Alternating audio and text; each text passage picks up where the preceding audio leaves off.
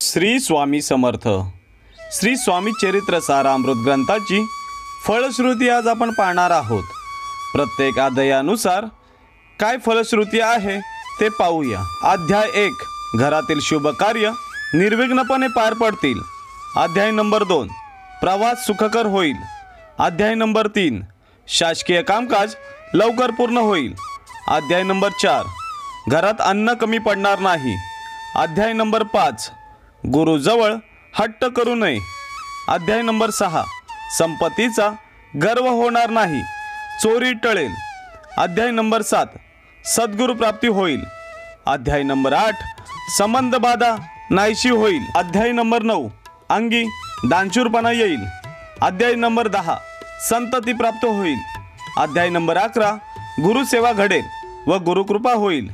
अध्याय नंबर 12, गुरुसेवेत विघ्न येणार नाहीत। अध्याय नंबर 13, चित्त शुद्धी होईल, गेलेले धन परत मिळेल। अध्याय नंबर 14, श्री स्वामी समर्थ या नामाचा जप फलदायी होईल। अध्याय नंबर 15, दारिद्र्य दूर होऊन संपत्ती प्राप्त होईल। अध्याय नंबर 16, गुरूंवर पूर्ण श्रद्धा ठेवून व्यवसायात प्रगती होईल।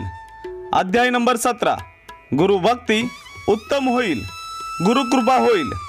अध्याय नंबर 18, लहान वयातच मनुष्य सन्मार्गाला लागेल। अध्याय 19, योगाभ्यासात प्रगती होईल। अध्याय 20, धर्म भेदभाव दूर होतील, अध्यात्म ज्ञान प्राप्त होईल, मार्गदर्शन मिळेल।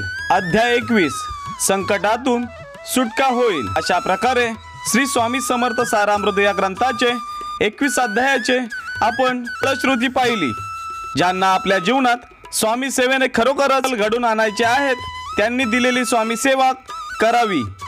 रोज श्री स्वामी समर्थ या मंत्राचा 11 माळा जप, श्री स्वामी चरित्र सारामृत ग्रंथाचे रोज 3 अध्यायांचे पठण, रोज एकदा श्री सुक्ताचे पाठ, रोज रात्री श्री कालभैरव अष्टकाचा 11 किंवा 1 वेळा पाठ।